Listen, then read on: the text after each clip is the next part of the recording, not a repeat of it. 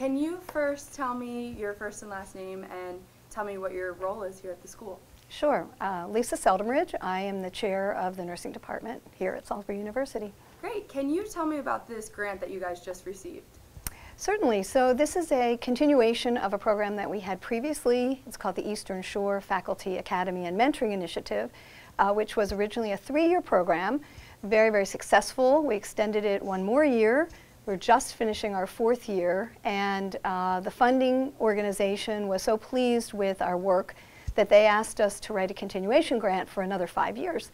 And we did, and we were successful in receiving funding. Perfect. Can you tell me how much you received? Just under $2.1 million. And can you also tell me what you plan on doing with the money?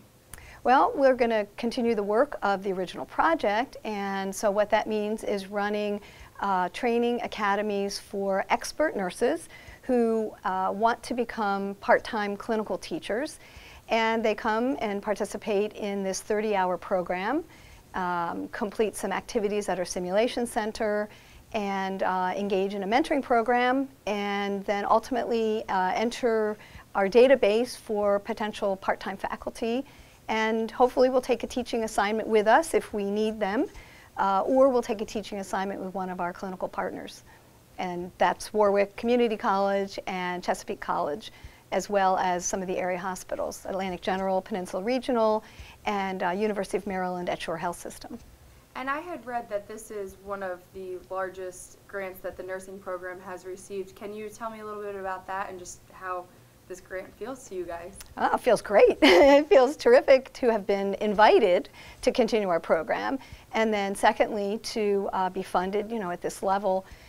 We've had a very good track record of success for other programs, but this is particularly important because one of the issues related to the shortage of registered nurses is that there aren't enough people who want to be teachers of registered nurses.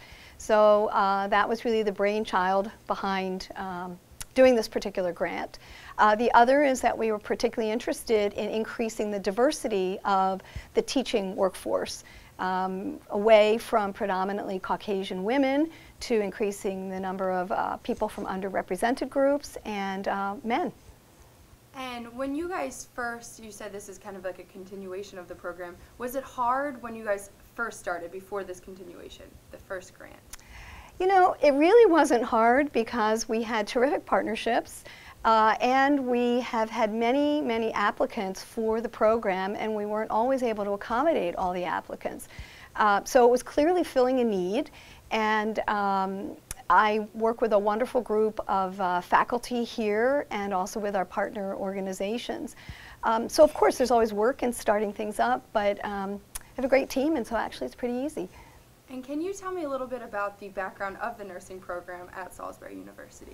Oh, sure. I'd love to tell you about that. So Salisbury University has a bachelor's degree program for traditional first-time college attendees. We have a career change program, so a second bachelor's program for people who have a degree in another field but want to join the nursing workforce. We have a master's degree program with 2 tracks. One for educators and one for healthcare leaders. And we are also very proud to say that we have the university's first doctoral program, a Doctor of Nursing Practice, and we just graduated our first group of 8 students in May. Wow. Can you also tell me about some of the numbers for the program? Like, how many do you have each year in the nursing program? Well, that varies a little bit by program. Unfortunately, we have far many more applicants than we have spots for nursing students.